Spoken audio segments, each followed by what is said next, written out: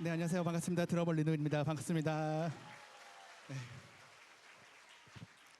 이렇게 좋은 또 교회에서 주일 예배를 드리게 되어서도 너무 영광이고 반갑습니다. 고맙습니다.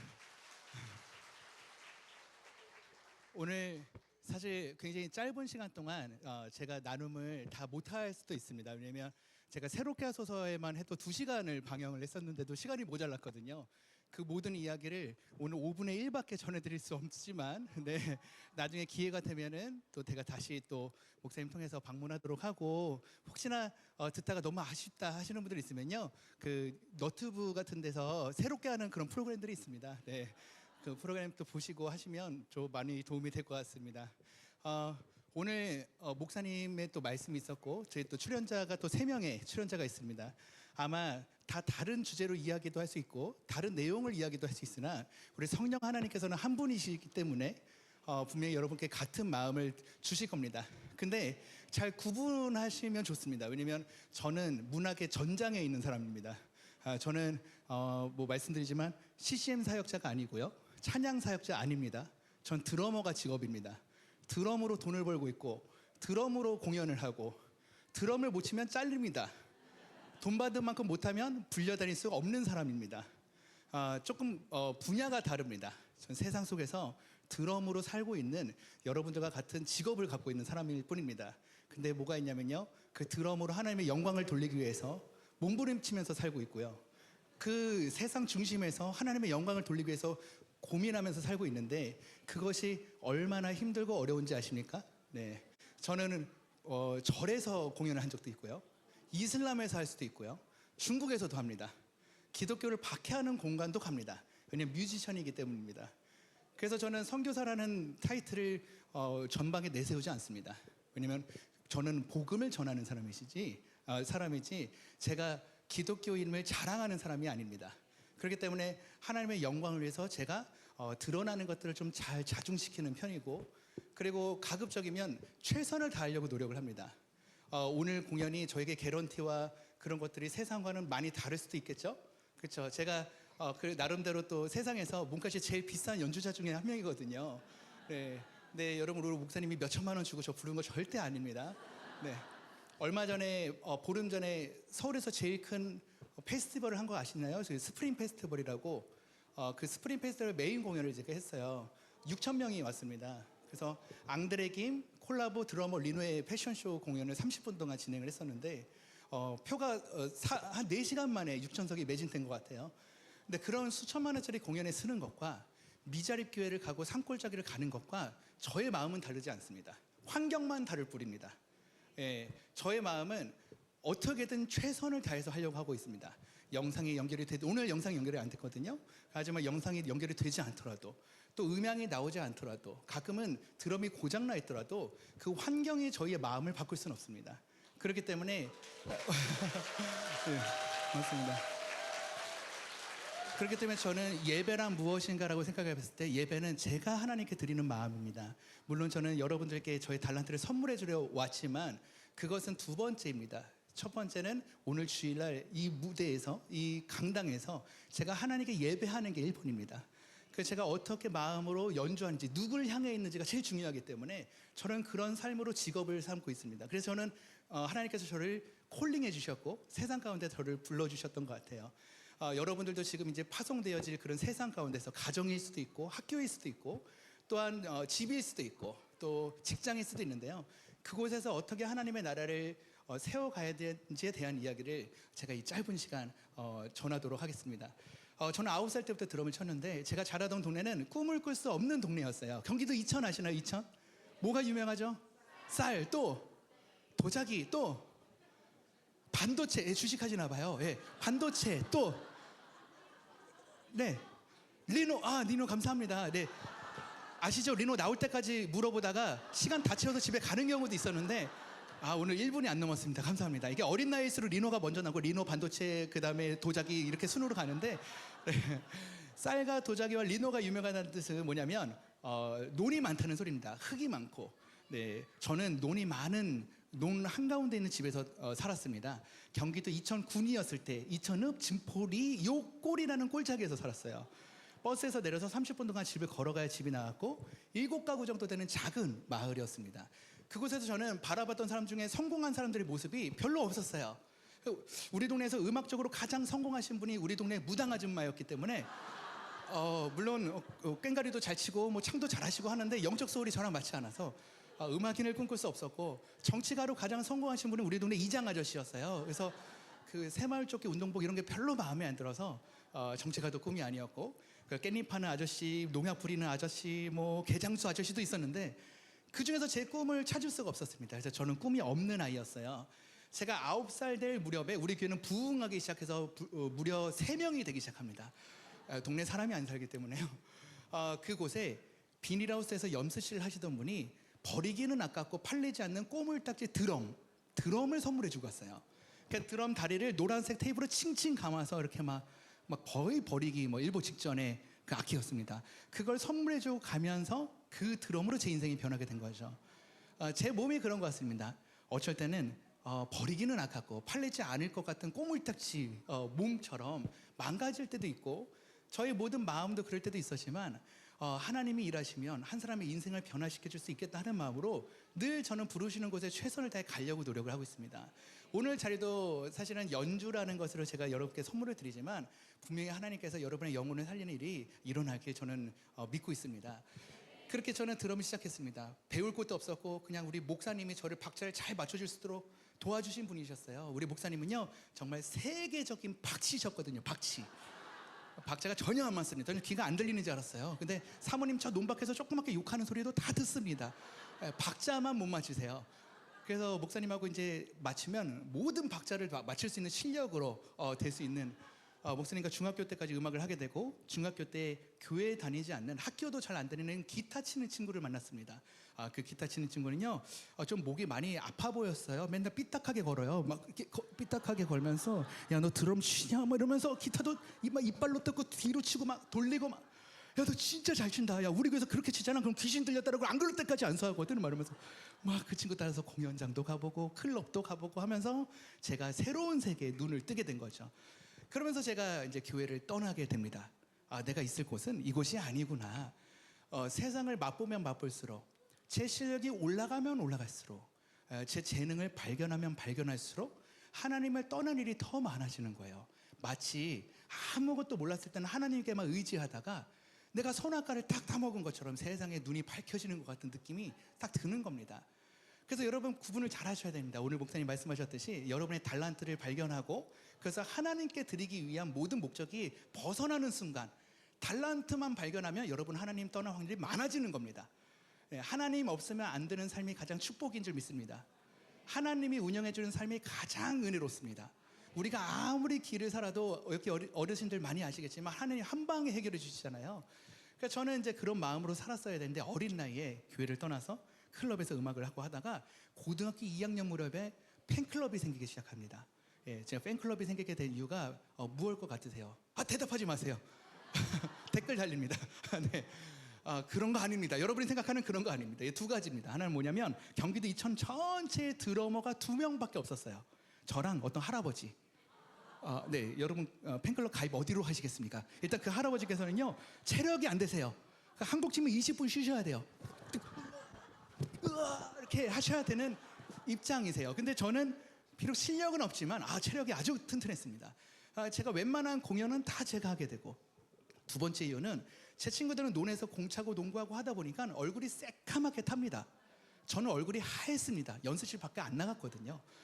그 새까맣게 친구들 다 타 있는데 해가 저물잖아요. 제 친구들 안 보이기 시작합니다. 저만 보여요. 맥반석 계란 같은 친구들 사이에 흰 계란 하나가 딱 있다고 보시면 됩니다.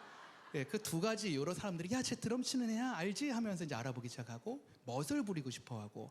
근데 이천에서는 5일장을 하는데 짝퉁을 그렇게 많이 팔아서 제가 그렇게 멋을 부릴 수 있는 게 별로 없는 거예요. 있잖아요. 그런 거 뭐 아다다스 나이스 이런 거 팔아요. 뭐 아도다스 이런 것도 팝니다.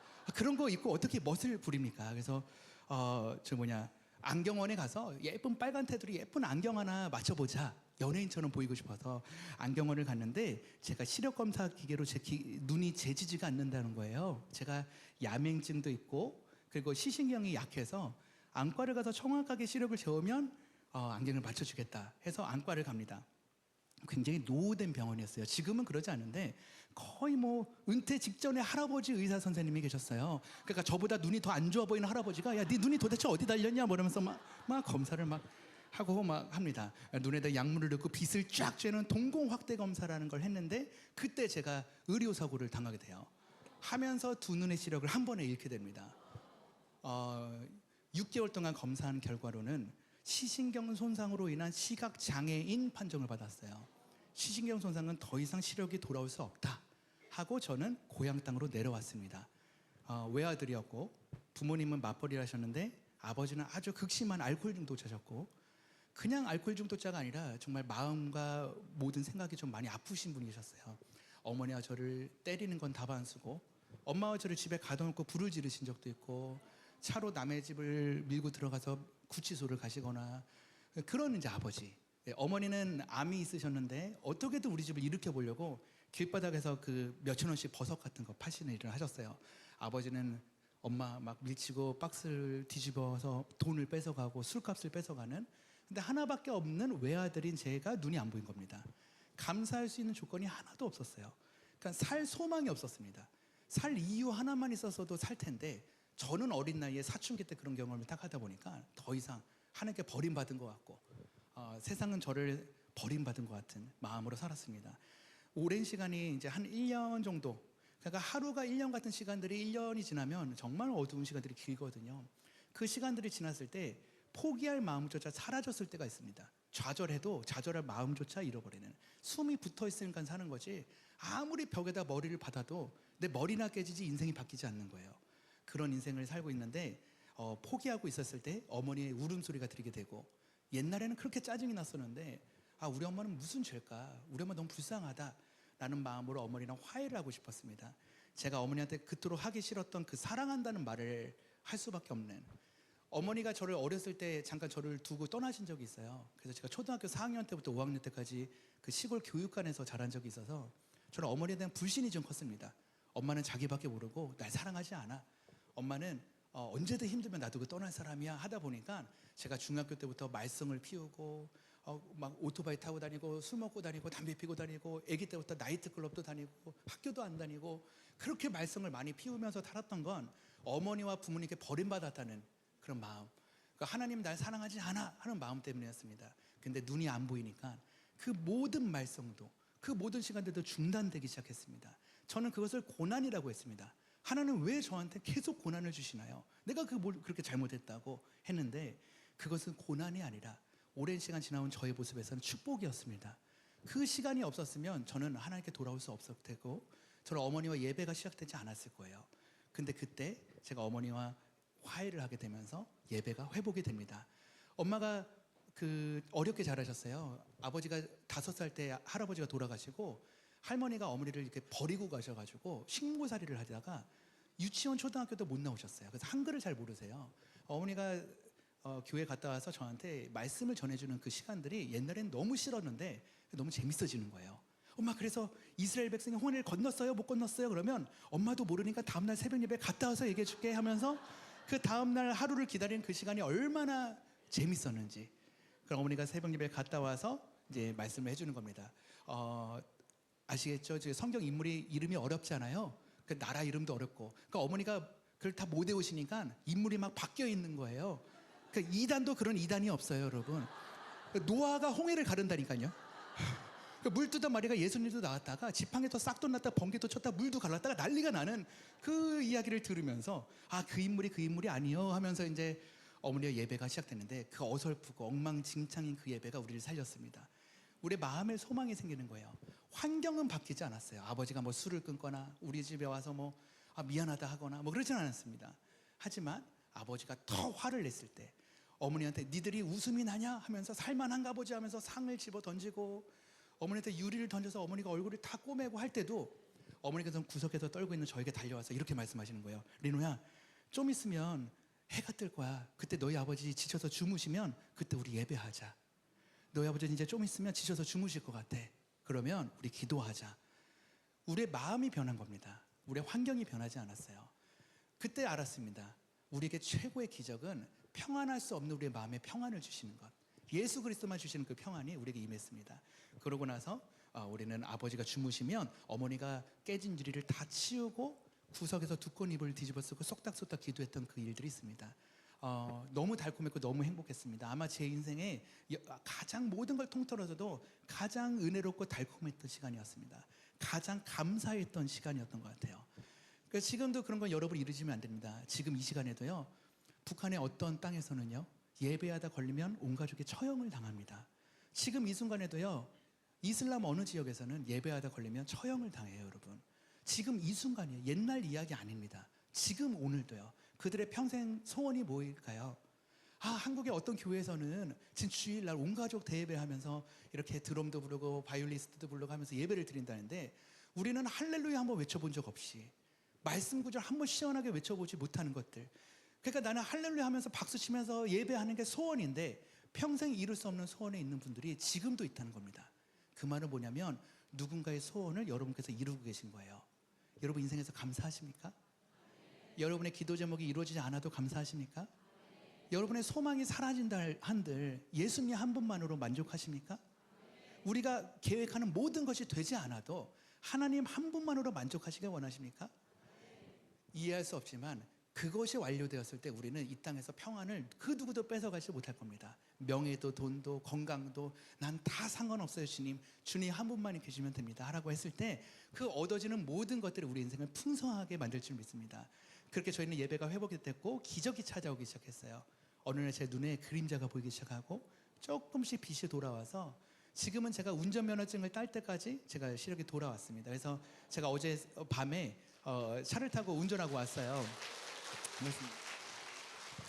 근데 저는 아직도 시각장애인입니다. 저는 지금 눈이 돌아왔으나 저는 보정 시력이 이렇게 되지는 않지만 운전면허증을 딸 때까지 시력이 돌아온 거예요. 전혀 불편함이 없습니다.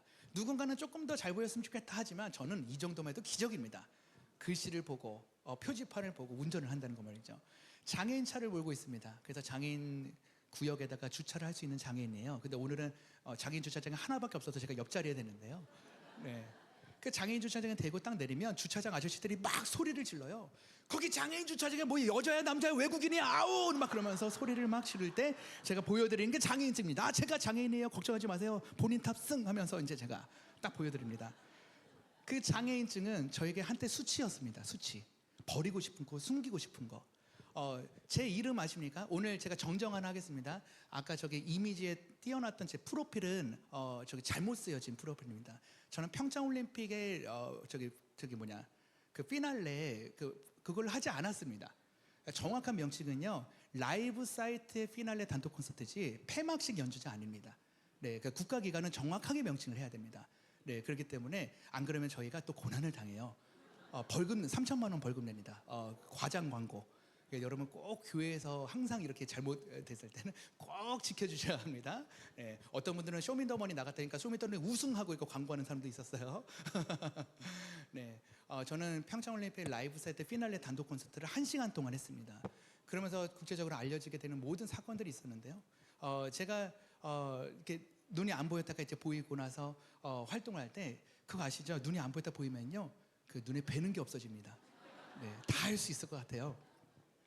제가 그 장애인증 이렇게 들고 다니면 이제 제 이름이 놀리기 딱 좋은 이름이어서 막 애들이 막 놀리고 다니고 말했었어요. 제 영어 이름 아시죠? 드러머 리노가 이름입니다. 그냥 리노가 아니라 드러머 리노 자체가 이름이에요. 그래서 검색을 하실 때 드러머 리노라고 검색하지 제가 나오지 리노 하면 2단도 나오고 막 그랬습니다. 자동차도 나오고요. 네, 그래서 드러머 리노가 이름인데 이름 참 멋있죠. 근데 제가 한글 이름이 놀리기 딱 좋은 이름입니다. 제가 박병기라고 생긴 거 이렇게 센스 있게 생겼는데 이름을 박병기라고 지셔가지고 네, 한글 사용하진 않는데 근데 장애인인데 이름도 박병기면 야 이 병아리 병따개야 뭐 붙어서 병 XXX 그러면서 눈 안 보이지 하면 제가 나 보여 그러면 애들이 막 놀리고 도망가고 그 저희 숨기고 다녔던 저의 장애인증이었어요. 근데 오랜 시간이 지나서 지금 이 자리에 왔을 때 그것은 저희 더 이상의 수치가 아닙니다. 하나님의 살아계신 증명서로 바꿔주셨어요. 이 시간 여러분께 여러분의 마음에 여러분의 삶 속에 사람들에게 숨기고 싶은 수치가 있으십니까? 불편한 것들, 나누지 못하는 것들, 우리 가족만 알고 있는 것들, 그리고 기도 제목조차 이야기하지 못한 수치들이 있는 분이 있다면 하나님께서 그것을 사람을 살리는 도구로 세워주실 줄 믿습니다. 제가 오늘 그런 마음으로 신나는 곡을 한 곡 들려드리려고 합니다. 네, 듣고 싶습니까? 네.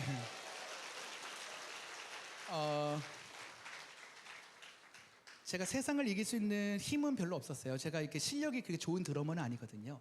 네, 우리 뒤에 그 또 연주하실 박지혜 바이올리스트는 정말 실력이 좋은 콩쿠르를 많이 받으신 분이지만 저는 실력이 좋은 드러머는 아닙니다. 저는 프로 드러머들 사이에서 또 실력이 중간밖에 되지 않는 사람이에요. 어떤 할머니가 저한테 이렇게 말씀하시더라고요. 내가 본 드러머 중에 리노가 최고야 이래요. 그래서 할머니 드러머 몇 명이나 보셨어요? 리노만 봤지. 막 이렇게 얘기하시는 분들이 있는데 여러분 브라질 사람보다 브라질 음악 잘할 수 없습니다.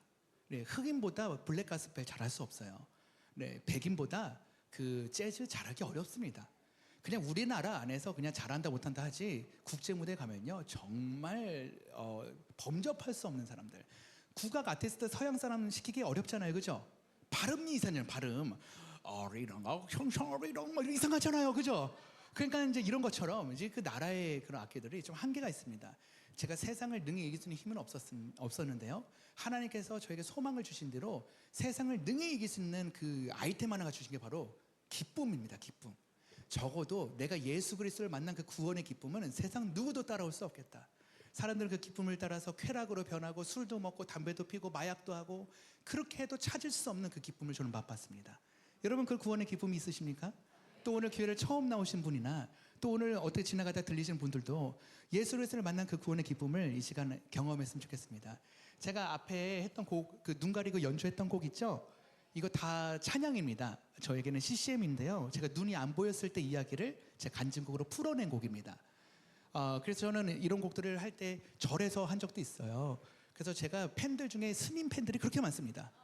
머리가 없어진 스님들 헤드뱅을 하는 그런 곡들이 있는데 그 곡 중에 하나가 이게 데이비드 댄스고 얼마 전에는 부르의 곡의 추석 특집 때 이 곡이 메인으로 나왔었습니다.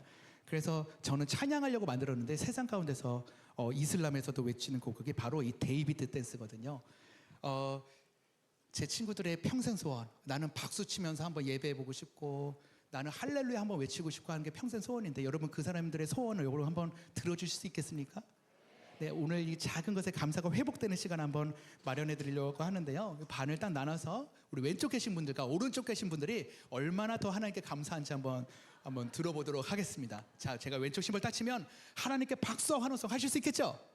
하나, 둘, 셋. 좋아요. 오른쪽, 왼쪽, 오른쪽. 데이비드 댄스 들려드리겠습니다.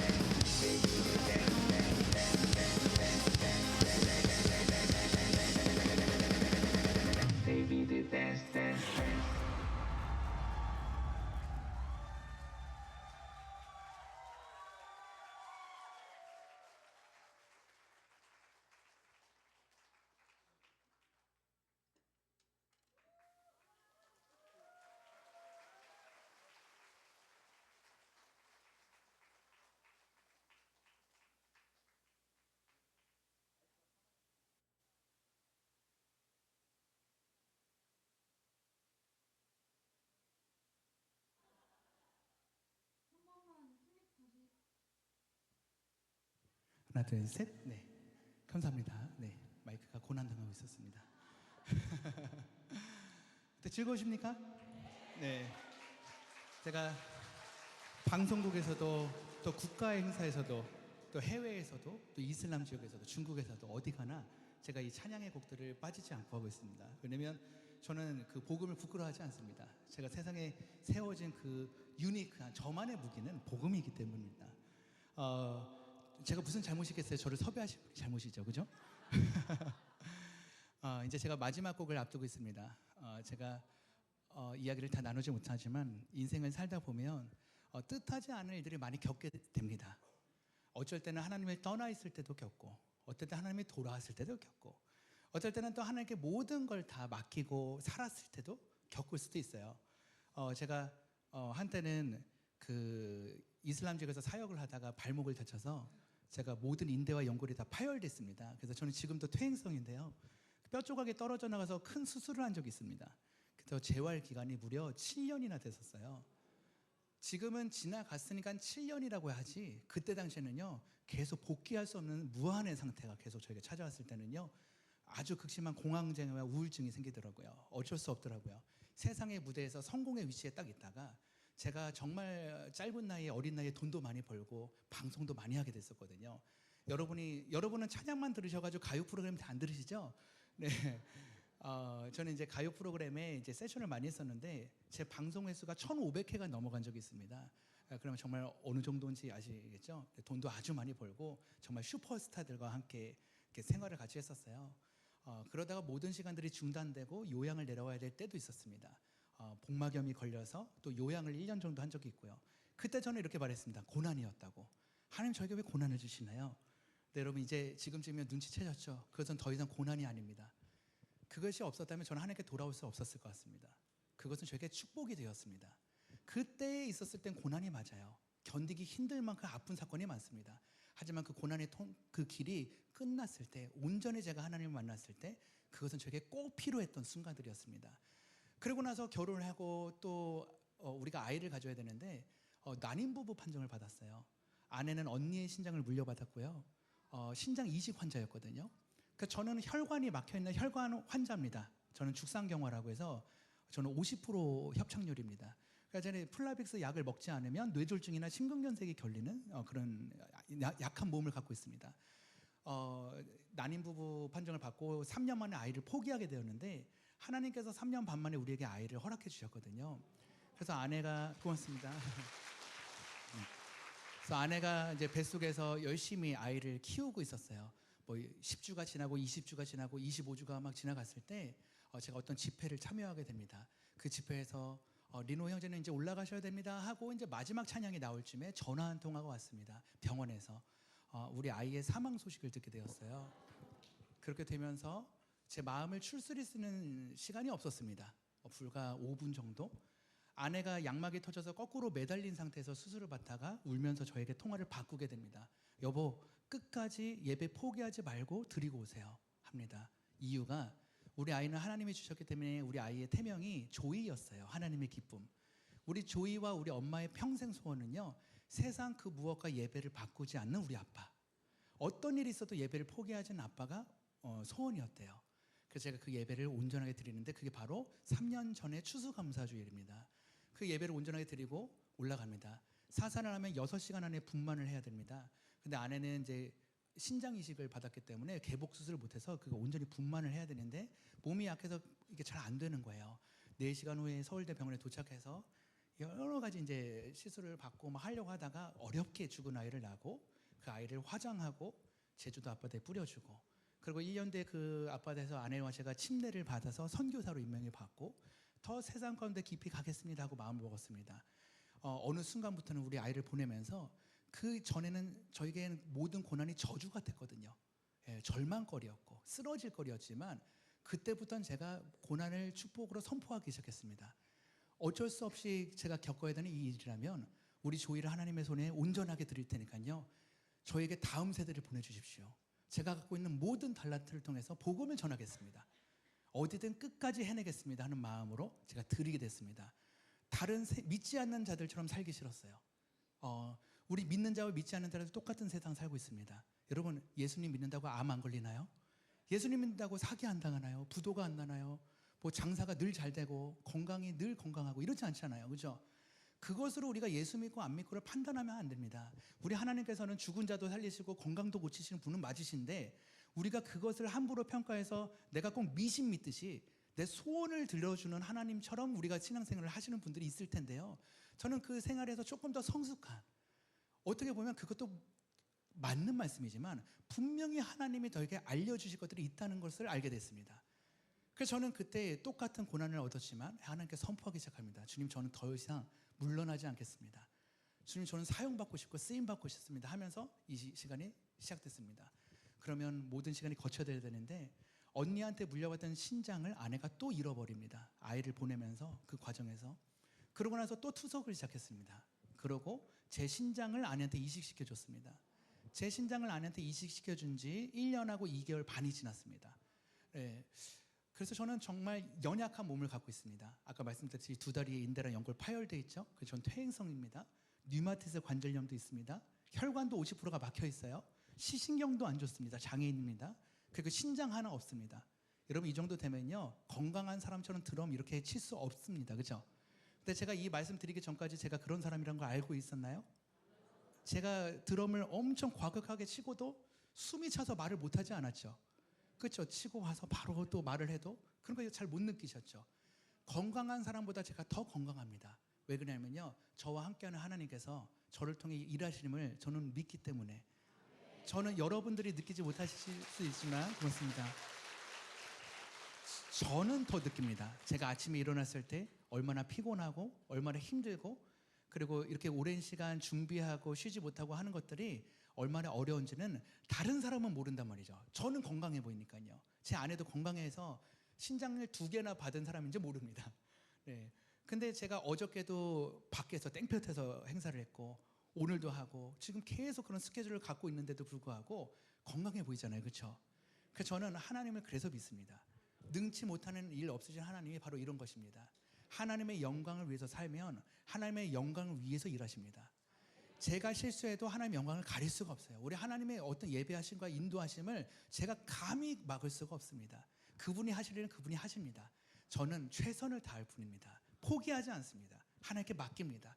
그렇기 때문에 여러분들께서도요, 여러 가지 뭐 재능이 없으신 분들도 분명 있을 거예요. 근데요, 하나님의 소망을 품고 연습하세요. 저는 왼손잡이였어요. 완벽한 왼손잡이였습니다. 저는 오른손이 아예 쓸모가 없던 인간이었습니다. 근데 할머니가 저를 엄청나게 때려가지고 오른손잡이로 바꿔놓으셨어요. 3년 걸렸습니다. 왼손으로 밥 먹으면 숟가락으로 머리를 맞았습니다. 오른손으로 먹을 때까지. 젓가락도 정말 어려운 젓가락, 긴 젓가락을 주셨습니다. 3년 동안 훈련 끝에 오른손으로 밥을 먹기 시작해서, 저는 힘쓰는 건 왼손입니다. 볼링 왼손, 망치질 왼손, 모든 게 다 왼손인데 기술적인 건 다 오른손입니다. 왼손으로 못합니다. 네, 가위질 뭐 이런 거 있죠. 뭐 젓가락질 이런 거 다 오른손입니다. 뭐 펜 쓰고 이런 거 다 오른손입니다. 그 모든 시간에는 저는 왜 이렇게 이해하셨었는데, 세상에 제가 드럼으로서 천재성이 갖고 있다는 말이 다 거기서 나오더라고요. 양손을 너무 잘 쓰는 겁니다. 우리에게 이해할 수 없었던 하나님의 훈련 방식이 있을 거예요. 내가 편한 방식이 있고 내가 잘하는 게 있고, 그런데 노력하다 보면 분명히 그 훈련이 끝난 끝에서는 하나님께서 쓰임 받는 시간들이 되더라고요. 제가 마지막 들려드릴 곡이 아리랑 오브 그레이스라는 곡인데요, 인생의 모든 길들이 저에겐 아리랑 굴곡 같았어요.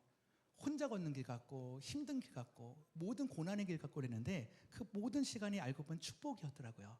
그 아리라는 단어 속에는 하나님이란 단어가 숨어 있더라고요. 아리랑 함께 걷는 길이구나. 그 끝에는 어메이징 그레이스, 놀라운 은혜의 길이 열리기 시작하는 겁니다. 우리의 고난이 언제 끝날지도 모르고 이것이 왜 우리에게 생기는 일인지 모를 수도 있으나, 여러분 하나님께 소망을 가지십시오. 고치실 것은 고쳐서 쓰실 겁니다. 제 눈을 고쳐주셨듯이 하나님께서 능치 못한 일이 없으신 분이기 때문에 고쳐서 쓰실 분이고, 제 다리는 고쳐지지 않잖아요.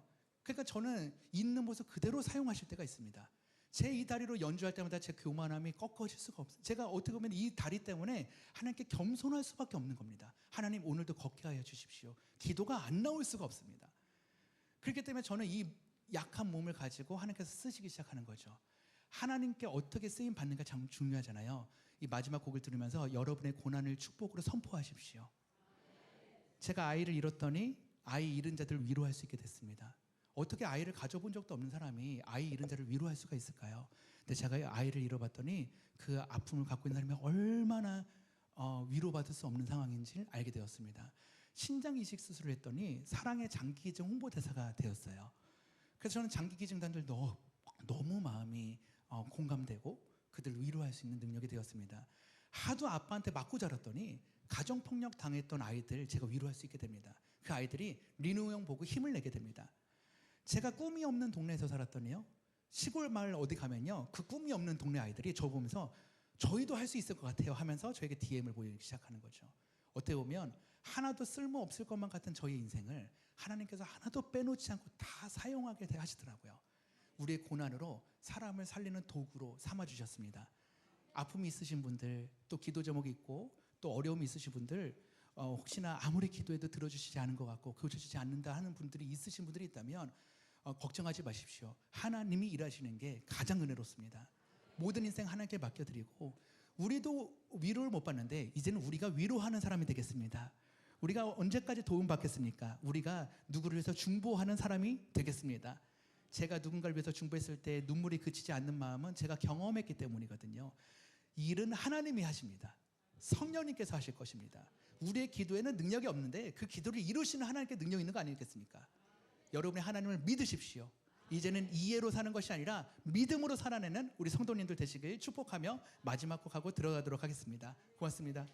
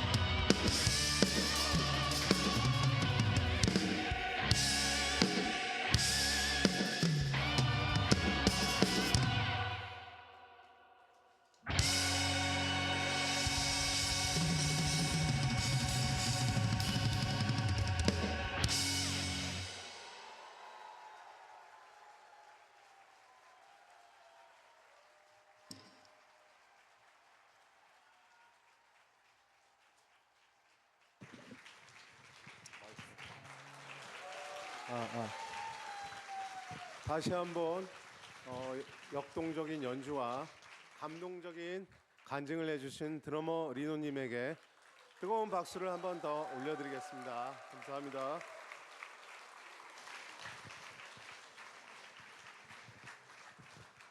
이번에는 우리와 늘 같이 예배드리며 같이 식사하는 반주자 김문정 사모를 모셔보도록 하겠습니다. 일부 아시는 분들은 아시겠지만 부군께서는 목사님으로 사역하고 계십니다. 주님이 주신 달란트는 어느 특별한 사람에게만 주시는 것이 아니라 바로 우리 모두에게 주님께서 주신 은혜라는 것을 깨달으며 김문정 사모를 통한 간증과 연주로 나에게 주신 달란트를 다시 한번 생각하며 나도 주님께서 주신 달란트로 주님께 영광을 드리는 삶을 다짐하는 이 시간이 되었으면 합니다. 이제 뜨거운 박수로 김문정 사모를 맞이하겠습니다.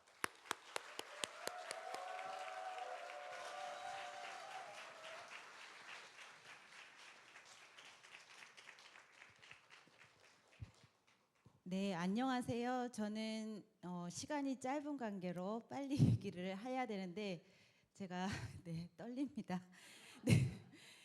네. 부족한 제가 이 자리에 서게 되어서 두렵고 떨리는 마음으로 있습니다. 성덕교회는 귀한 달란트를 가지고 섬기시는 분들이 참으로 많습니다. 제가 나오게 되어서 많이들 놀라셨을 거라 생각합니다. 네, 저도 많이 놀랐습니다. 큰아들이 사업을 하게 되어서 제가 갑자기 도와주게 되었습니다. 그래서 이거를 준비하려면 연습을 해야 되는데 그럴 시간이 없을 것 같아서 많이 힘들었으나 제가 어떠한 상황이어도 제 순종의 믿음을 보시는 것 같아서 하나님께 매달리면서 준비를 하였습니다. 그러나 실수가 있을 것 같습니다. 네, 너그러운 마음으로 이해해 주시길 바랍니다. 저는 처음에 엄마와 함께 절에 다녔고 친구의 어머니의 절친 친구에 의해서 전도를 받은 저의 어머니는 저의 1남 4녀를 다 데리고 교회를 다니시게 되었고, 네, 저희 집은 저희 어머니의 굴곡이 많은 삶이셨어요. 그래서 주님을 영접하고 나서는 항상 기뻐하셨고 쉬지 말고 기도하셨고 범사에 감사라는 하나님의 말씀에 순종하시면서 매일 밤 9시에서 10시 사이였던 것 같아요. 그래서 기도하러 교회를 가십니다. 그러면 찬양을 하시면서 기도를 하시면 한두 명씩 권사님들이 모여 들으셨고 그중에 저는 옆에서 찬양하다가 잠이 들곤 했습니다. 그러면 저는 눈을 떠보면 새벽 예배를 드리고 있는 공간으로 변해 있었죠. 저는 그렇게 초등학교 3학년 그때 시절을 보냈던 것 같습니다. 그리고 제가 주님을 영접했던 건 중학교 1학년 때 저희 아버지가 당뇨병 합병증으로 돌아가시면서 아빠의 모습을 보게 되었고 그때 영적 체험을 하지는 못했으나 이렇게 봤습니다. 네.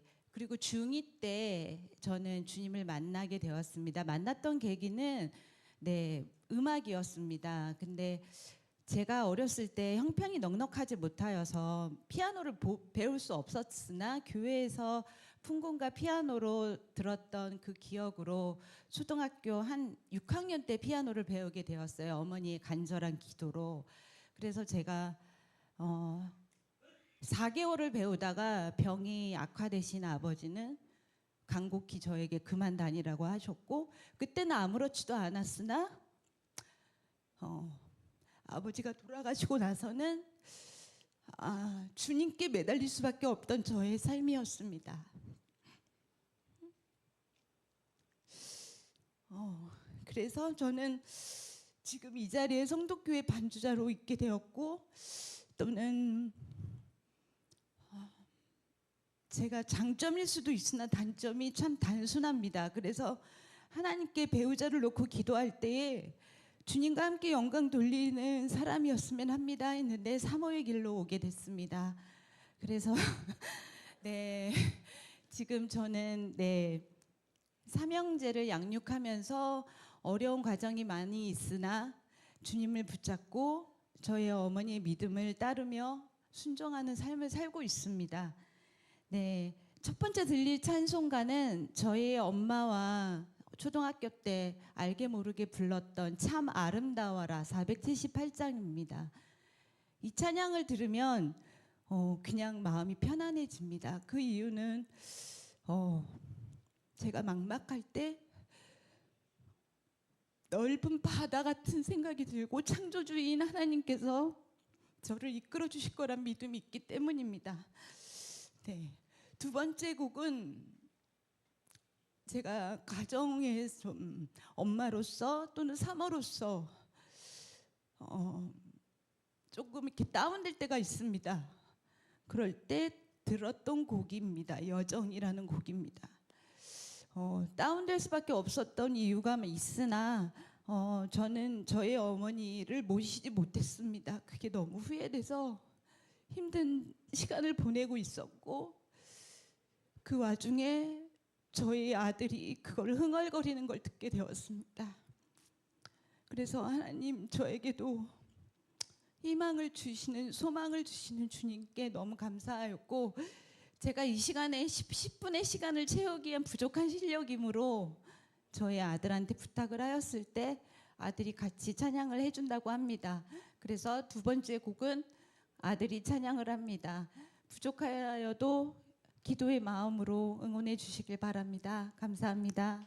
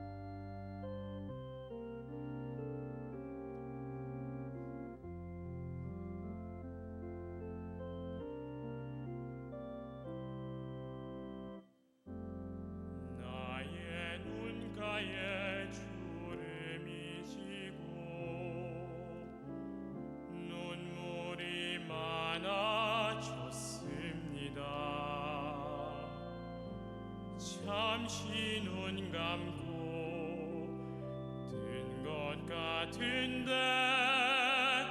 어느새 여기 있습니다. 가슴 아픈 날도 많았었고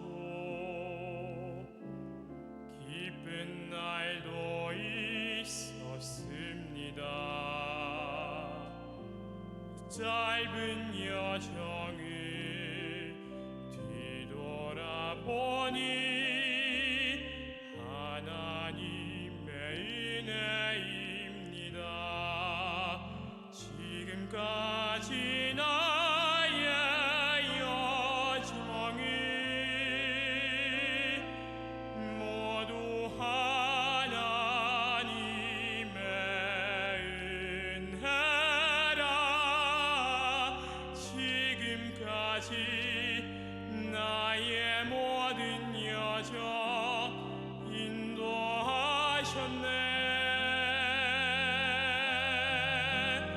나의 남은 모든 여정을 모두 하나님께 맡기리라.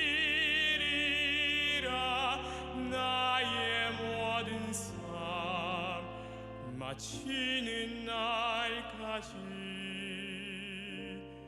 붙드시리.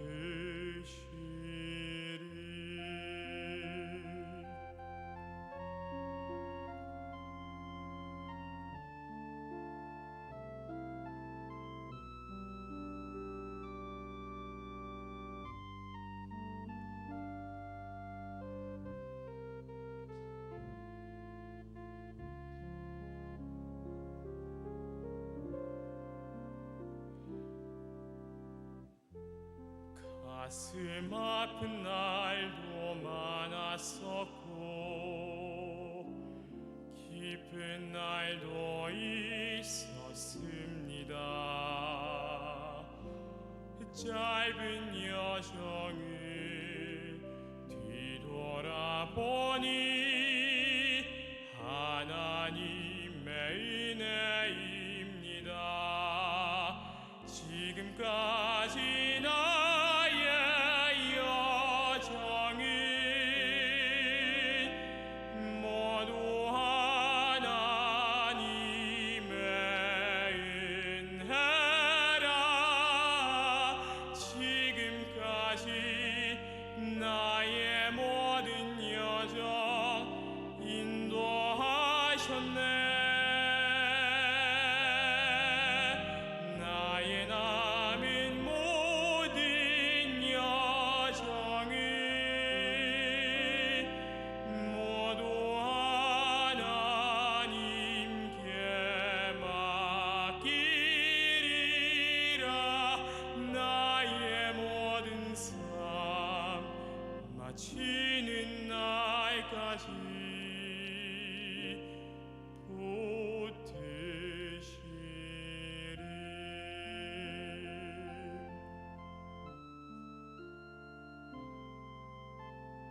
나의 모든 삶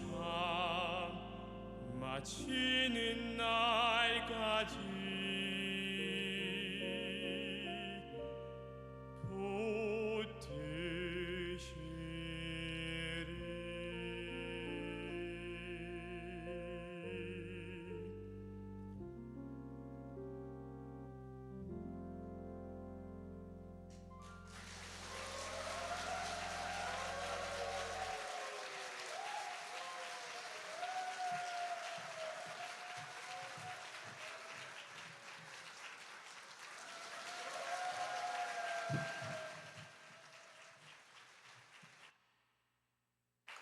김문정 사모와 아드님의 찬양 정말 잘 들었습니다. 다시 한번 뜨거운 박수 부탁드리겠습니다.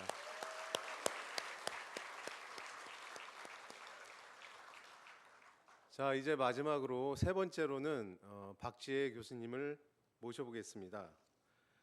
세계적인 바이올리니스트고요. 독일에서 출생하셨습니다. 그리고 그 독일 국립음대 최고과정 최우수 졸업 후 대한민국을 위해서 연세대에 와서 지금 겸임 교수를 하고 계시고요. 평창 올림픽과 유네스코 홍보대사를 역임했습니다. 그리고 독일 총연방 음악 콩쿨 2년 연속 1위와 대한민국 예술문화인 대상, 그리고 유니버셜 뮤직 코리아 더블 골드 디스크 달성 외에도 최근 국제 미래학회 AI 인공지능 혁신 대상을 수상한 바 있습니다. 지금은 국내외 활발한 연주 활동과 더불어 AI 스타트업 기업인 가치창조 제1을 이끄는 창작자이자 혼합현실 공연장 메타컬처센터의 센터장으로 과학기술원인 지스트, 광주과학기술원이죠. 이쪽에 AI 정책전략대학원 특임 교수로도 활동 중이십니다. 자, 더 많은 얘기는요. 유튜브 박지혜 TV에서 확인하실 수 있고요. 오늘은 최종 목적이 하나님의 기쁨이 되는 것이라 우리 세계적인 바이올리니스트 박지혜 교수를 한번 만나보겠습니다. 자, 먼저 영상으로 한번 만나보겠습니다.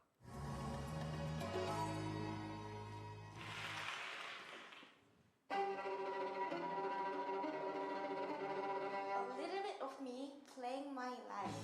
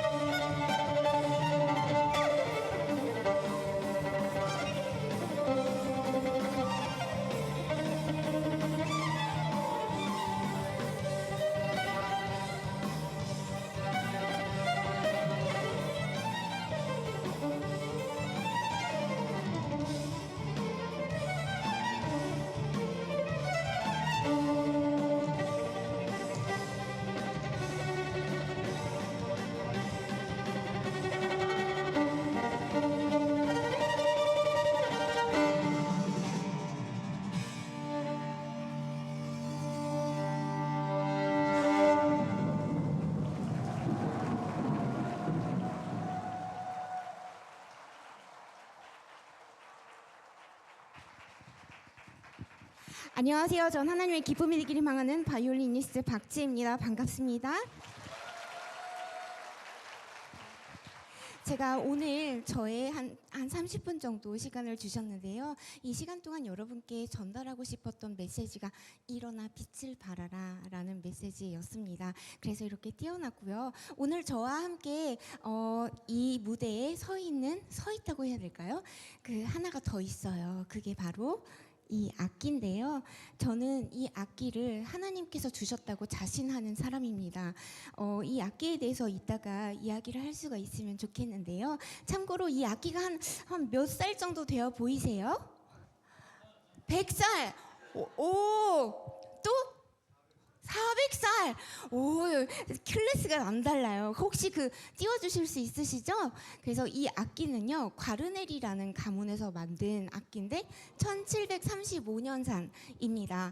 그래서 사람들은 막 여기 무슨 기능이 붙어 있는 것도 아니잖아요. 그런데도 이 악기는 과르넬이 가문에서 만든 게 최근에 한 190억 정도의 낙찰이 됐습니다. 그래서 이 악기를 제가 개인적으로 그 어린 시절, 저는 독일에서 태어나고 자랐는데 엄마 아빠가 당시에 유학생이셨어요. 여러분 79년도는요. 한국의 자동차가 한국에서 러시아워 막 차가 밀린다 이 개념이 없었던 시대래요. 근데 독일은 그때도 출퇴근 시간에는 막혔던 그만큼 경제적으로 차이가 있었기 때문에 저희 부모님은 굉장히 가난한 유학생이었고, 그런 유학생의 자녀인 제가 태어났을 때 저렇게 좋은 악기들을 어떻게 가질 수 있었겠어요. 그거는 정말 하나님이 어떤 콩쿠르를 통해 가지고 심사위원들한테 그냥 콩깍지를 꽉 씌우셔가지고 저한테 그렇게 해주셨다라고밖엔 해석이 되지 않습니다. 그래서 오늘 또 독일 정부한테 저는 지원을 받아서 11년이 넘게 사용했는데요.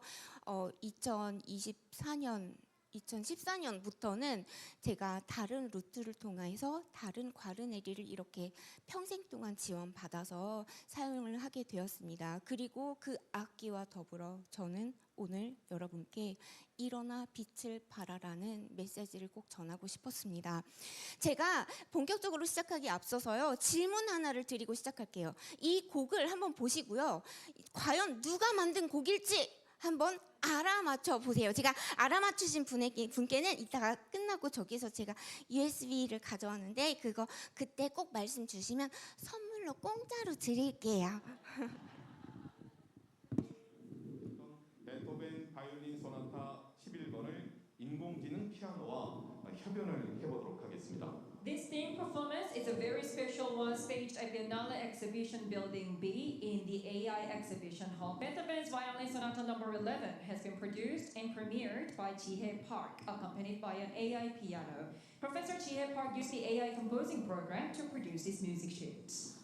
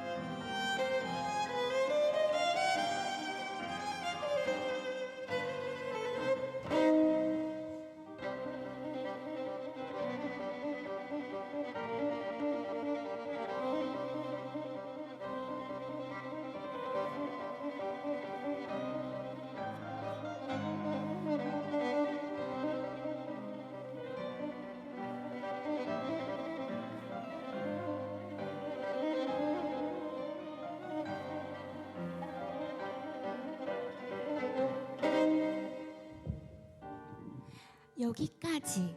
이 곡을 전체를 다 하면요 한 28분이 걸리거든요. 그래서 앞부분만 살짝 보여드렸어요. 자, 이 곡 누가 만든 곡일까요?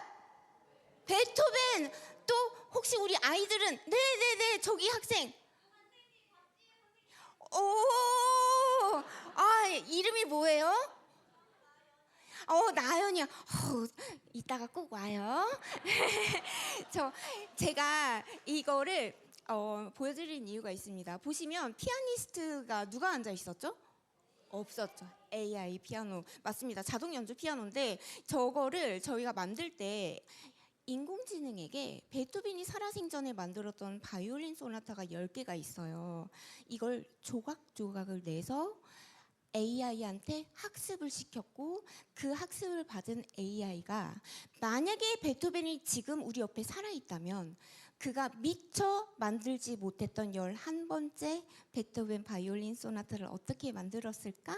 라는 질문에 결과물을 막 쏟아내잖아요. 그 결과물을 인간인 제가 편집하고 재배치하고 재배열을 해가지고 이 베토벤이 미처 작곡하지 못한 11번째 베토벤 바이올린 소나타를 만든 게 방금 들으신 그 도입부였습니다.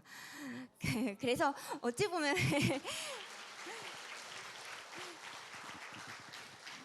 인공지능이 만든 것도 맞고 베토벤이 만든 것도 맞겠지만 그 정도 사람이 기여를 했으면 사람의 작품으로 인정을 해주기 마련이거든요. 그래서 그렇게 우리 나연 학생 그렇게 했습니다. 저희가 살아가는 시대가 바로 이런 시대입니다. 그 누구도 AI가 가까이 우리 삶 속으로 들어오는 걸 이제는 막지 못합니다. 그런데 그 주도권을 누가 갖고 있느냐에 따라서 우리의 미래는 정말 많이 달라질 거라고 저는 생각을 했습니다. 제가 2015년에 목사님 여기 성덕교회에 왔었더라고요. 근데 11년 만에 왔네요. 거의 띠가 한 번씩 돌아가야 오게 되나 봐요. 근데 그때 와서 제가 중점적으로 말씀드렸던 건 제가 겪었던 우울증이라는 깊고 어두웠던 긴 터널에 대한 이야기였습니다. 하지만 저는 그때는 몰랐어요. 그보다 더한 시련이 저한테 올 수 있다라는 걸. 그게 바로 코로나 기간이었습니다. 정말 꽉 막힌 벽 속에서 평생을 내가 무대 위에서 찰나의 순간이 주어졌을 때 최고의 모습을 선보일 수 있도록 저를 갉아먹으면서 연습에 매진했던 저의 어린 시절이었고 젊음이었습니다. 그런데 그 내가 상상하던 그 무대가 사라질 수 있다라는 사실은요, 제가 하나님을 믿는 사람임에도 불구하고 저의 어떤 근간을 흔들리게 통째로 뿌리채 흔들리는 것 같은 그런 절망감과 자괴감을 가져다주는 사건이자 기간이었습니다. 그래서 우울증 때와는 비교도 안 될 정도로 저는 흔들렸습니다. 내가 매일 저는 아침에 눈 뜨면 교회를 갔어요. 왜냐하면 저는 너무 연약해서 항상 한번 우울증을 빠져봤기 때문에 얼마나 제가 잘 쓰러질 수밖에 없는 존재인지 알잖아요. 그럼 교회에 가서 힘 받고 기도로 힘을 공급받아서 살아야 되는데 교회가 문을 닫고 싶어서 닫았나요? 아닌데 어쨌든 저는 교회를 갈 수가 없는 거예요. 가서 기도도 못하죠. 뜨거운 예배로 은혜를 공급을 받지도 못하죠. 그러니까 제가 너무 깔아앉고 그렇게 절망 속으로 다시 저를 막 심연의 깊은 늪으로 빠져들고 있었습니다. 그때 제가 할 수 있었던 것은 다시 또 딱 한 가지밖에 없었고, 그게 바로 교회가 문을 못 여니 집에라도 기도방을 하나 만들자 라고 해서 조그만한 기도 구석을 만들었어요. 그리고 거기서 기도를 하기 시작했습니다. 그리고 나서 처음으로 제가 일어나 할 수 있었던 건 유튜브를 켜고 제가 채널을 열어서요. 거기에서 매주 일요일마다 찬양 한 곡과 말씀 한 마디씩 공유하는 걸 방구석에서 그렇게 매주 했습니다. 자, 여러분 여기서 집중. 하나님의 응답이니까 그럼 두 가지가 돼야 돼요. 코로나가 종식되고 그리고 유튜브는 떡상해야 맞아요. 그런데 과연 그렇게 됐을까요? 아니에요. 오히려 유튜브는 폭망을 했습니다. 뭐 지금은 이제 괜찮아졌어요. 근데 그때 당시에는 원래 제 유튜브 채널이 음악 채널이었거든요. 근데 이제 주일마다 종교 채널을 시청하시는 분들이 들어와서 보니까 알고리즘이 꼬여가지고 아무 사람한테도 누구에게도 제 채널을 추천을 안 해주는 거예요. 그리고 코로나는 종식되는 건 아니고 오히려 그 이후로 3년이 더 갔습니다. 근데 지금 생각하니 그 모든 것보다 하나님이 그때 저한테 주셨던 그 관점의 전환은 굉장히 놀라운 거였는데요. 당시 저한테 이런 생각이 들었어요. 현존하는 가장 오래된 장비다. 내가 갖고 있는 이 악기가. 근데 만약에 이 현존하는 가장 오래된 것과 가장 혁신적인 것이 만나면 뭔가 더 멋진 것이 나오지 않을까? 그리고 코로나 때 저희가 눈으로 겪고 확인한 게 얼마나 이 클래식 분야는요, 산업 자체가 없다라는 게 눈에 적나라하게 드러났습니다. 아무것도 움직일 수가 없었고 아무 시스템도 준비가 되어 있지 않았기에 저는 너무 놀라웠습니다. 이렇게까지 아무것도 없었나? 만약에 내가 서 있는 이 자리에서 빛과 소금의 역할을 감당을 해야 된다면 이 분야가 아닐까 해서 AI와 함께 융합하는 그런 시도들을 하게 됐고, 여기에서 방금 보신 그 정도는요, 거의 한 제가 100번, 200번 실패하고 한 번 될까 말까 하는 그런 성공적인 사례들이었습니다. 제가 코로나 동안 계속 했던 거는 실패와 실패의 연속이었습니다. 남들은 왜 그런 거 하냐고, 그냥 조금 기다렸다가 연주하면 되지. 근데 저는 기도를 했을 때 그게 아니었어요. 지금까지 단 한 번도 모든 역사상 어떤 음악가도 내가 쉴 때 내 동료, 경쟁하는 음악가도 반강제적으로 쉬어야만 했던 그런 기회가 없었습니다. 그래서 저는 그걸 기회라고 봤고, 이때가 내가 하나님이 주신 이 무기 가지고 진화해야 되는 타이밍이다. 그래서 남들이 의미 없는 일이라고 해도 나는 의미 있다고 밀어붙였던 게 이런 연구들이었고요.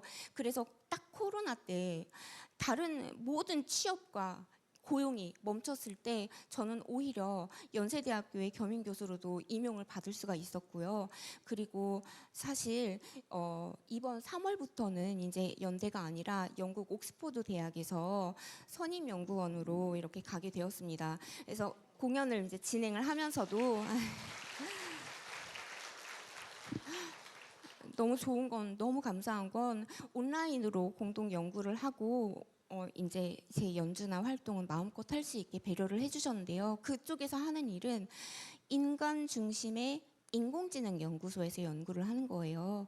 제가 정말 목사님께서 오늘 설교 말씀 중에 적성이 얼마나 중요한지 정말 강점을 키워야 된다라고 말씀을 하셨는데, 제 옆에 스텝이 그러더라고요. 아, 소장님은 그 30% 안에 든다고, 적성 잘 찾은 30% 안에 든다고. 그래서 제가 아니라고, 나는 내가 잘하는 건 노력이라고, 뭘 해도 그냥 나는 노력을 잘하는 거라고. 그럴 수도 있죠. 노력이 적성일 수도 있잖아요. 제가 보니까 그런 것 같아요. 그래가지고 될 때까지 그냥 하는 거예요. 근데 문제는 보통은 우리가 될 때까지 한다를 뭐라고 하냐면 삽질한다고 합니다. 근데 그 삽질도 힘이 있어야 합니다. 저는 그 힘을 하나님이 주신다고 믿습니다. 그래서 오늘 오신 여러분 모두도요, 이 힘을 내기 전에 내 안에 두꺼운 상처와 딱지가, 고름이 얹어져 있으면 힘을 낼 수 있는 힘이 안 납니다.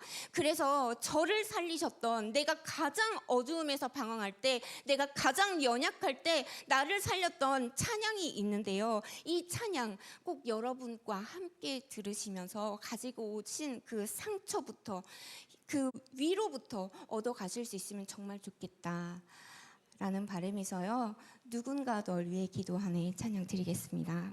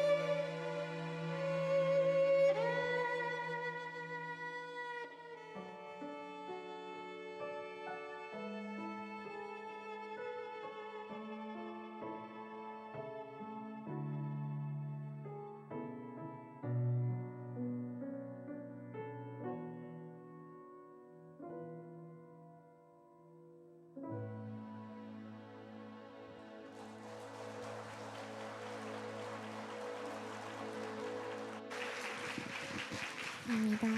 저 하울링이 계속 떠서 모니터에서 바이올린 소리 아예 꺼주셔도 될 것 같아요. 네, 감사합니다. 제가 사진 한 장을 준비했어요. 이거 여러분의 안구 건강을 책임지지 못해서 너무 미리 죄송합니다. 근데 이 사진을 보시면 막 주먹만한 얼굴에 이제 아이들 사이에 어떤 오징어 같은 애가 서 있어요. 아직 안 나왔네요. 그래서 그게 저라는 이야기를 하려고 했는데 아마도 여러분의 네, 나왔군요. 저는 여러분 안구에 치명상을 입을까봐 안 들어주시나 해서 저 가운데 오징어처럼 이렇게 박혀 있는 게 저예요. 여러분 학생들 저도 저렇게 어릴 때가 있었거든요. 근데 제가 저게 초등학교 1학년 때의 모습이에요. 제 학생들 사이에서 제가 어떻게 보였는지 아시겠죠? 근데 지금 기억나는 게 한 가지가 있는데 애들이 언젠가 저를 데리고 교무실에 갔어요. 그래서 선생님들한테 선생님 얘 쥐해, 그러니까 지의 발음을 못해서 쥐해 이렇게 불렀거든요. 근데 쥐해 여기 코가 없어요. 얘 코가 없는데 이거 아픈 거 아니에요? 막 이랬어요. 막 심각하게. 그것도 엄청 많이 가가지고 애들이 궁금하다고. 지금 생각하면은 약간 화날 일인데 그때는 얘네들은 나 아프다고 생각하나? 나 괜찮은데? 숨도 쉬는데? 막 그랬던 기억이 납니다. 자, 이거는 그냥 비단 한 케이스에 불과합니다. 언제나 저는 아무리 거기서 태어나고 자랐음에도 불구하고 항상 이방인이고 외국인이었습니다. 그 사회에 완벽하게 속할 수가 없다라는 그 뭔지 모르게 사회적으로 뭔가 위축된 것 같은 느낌 속에서 평생을 자랐어요. 그리고 당시에는요, 한국이 지금만큼 잘 살질 못했습니다. 사람들이 저한테 어디서 왔냐고 물어봤어요. 중국에서 왔어? 아니. 그럼 일본에서 왔구나. 아니거든? 그러면 그럼 어디서 왔는데? 이렇게 나왔거든요. 한국이 어디에 있는지도 몰랐습니다. 그러다가 월드컵이 되면서 우리가 그 독일 국가대표하고 한번 붙었었죠. 최초로. 여러분, 한국은 우리 종교 뭐야? 그럼 불교, 기독교 막 이렇게 나오잖아요. 독일은 종교가 뭐야? 라는 개념이 어느 팀을 응원해? 축구예요. 진짜 종교가 축구처럼 막 굉장합니다. 근데 한국하고 붙으니까 그때 처음으로 한국이 어디 있는지 대중들이 알았고, 제가 지나가면 학교에서 막 대한민국 노래 불러주고, 저는 그때 이게 정말 나라 국가 위상이 이렇게 중요한 거구나. 저는 그거를 몸소 정말 피부로 느껴온 사람입니다. 그래서 한국에서 저는 지금은 한국에 있으면서 하는데요. 한강 다리를 건너 다닐 때마다 막 혼자 지하철 타고 갈 때도 울 때가 있어요. 억울하고 막 너무 멋진 거예요. 이 멋진 한강, 이것들, 이 건물들, 그때 8만 대장경이 세상에 중국에서 만든 거라고 저랑 엄청 싸웠던 애들 많거든요. 걔네들한테 와서 보여줘야 된다.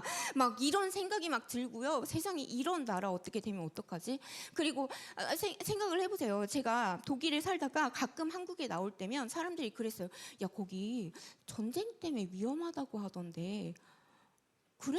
그래서 와서 물어봐요. 물어보면 그 사람들이 전부 다 아무 시랑 아니요 막 이래요. 그러니까는 뭐가 맞지? 근데 저도 여기 조금 있다 보니까 아무 시랑 않더라고요. 그러긴 해도 해외에서 볼 때 한국은 여전히 굉장히 위험한 나라로 좀 불안하게 느껴질 수밖에 없는 데다가 최근 국내외 이런 정국들이 이런 걸 잘 모르는 제가 볼 때도 너무 위험하게 느껴지는 거예요. 그리고 한동안 제가 막 속에서 막 그 어떤 불안함, 대한민국이 정말 많이 분열되는구나, 우리 나라가 아픈 것 같아, 막 이러면서 그런 게 막 올라와서 잠을 못 자는 적이 있습니다. 저는 늘 제가 만드는 모든 음악은 제가 연주해 왔습니다. 근데 그래서 한 번만 제 악기를 내려놓고 노래를 하나 만들었어요. 이 땅을 지켜주소서라고. 그 노래만 가수가 노래를 부르게 하고 했는데 그게 어느 날 보니까 연락이 많이 오는 거예요. 그래서 보니까 이게 유튜브에 인기 급상승 뮤직비디오의 탑 10에 들어갔다는 거예요. 찬양곡이에요. 찬양곡. 그때 1위 곡이 뭔지 아시나요? 로제의 아파트였어요. 근데 찬양에 올라갔다는 그걸 보면서 저는 대한민국이 아직 살아있다라고 느꼈습니다. 나라를 위해서 이렇게 기도하시는 분이 많다면 대한민국은 앞으로 절대 하나님이 잊어버리시지 않을 거라고, 지금 또 언젠가 하나님이 더 크게 더 놀랍게 역사하실 거라고, 이런 모든 혼란과 이런 게 지나가면 제2의 한강의 기적이 올 거라고 막 그렇게 믿으면서 조금은 잠을 청할 수가 있었습니다. 그리고 그때 3.1절이 마침 돌아왔어요. 그래서 3.1절 때마다 제가 특별하게 연주로 보내고는 했는데, 이번에는 2025년에 맞이하는 3.1절은 3.1 부흥절이었으면 좋겠다. 그래서 제가 원래 3.1절 노래에 개사를 하고요. 그리고 제가 인공지능과 뭐 뭘 많이 한다고 했잖아요. 그래서 노래를, 가사는 누군가가 해줘야 되니까 노래를 인공지능을 시켰습니다. 그래서 3.1 부흥절 한번 가지고 와봤는데요. 나라를 위해서 기도하고 계시는 우리 여러분 모두와 함께 이 곡 기도하면서 듣고 싶습니다.